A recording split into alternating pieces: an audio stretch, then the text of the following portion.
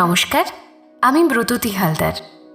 আজ আমার ছোট্ট বন্ধুদের জন্য আমি একটা খুব সুন্দর ছড়া আবৃত্তি করে শোনাচ্ছি। তাহলে চলো শুরু করা যাক।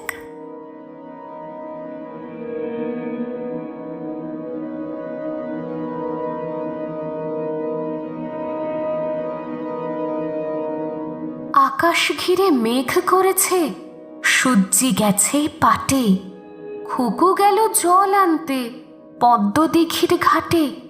পদ্মদিঘির কালো জলে হরেক রকম ফুল, হাঁটুর নিচে দুলছে খুকুর গোছা ভরা চুল। বৃষ্টি হলে ভিজবে মাথা, চুল শুকনো ভার, জল আনতে খুকুমণি যায় না যেন আর।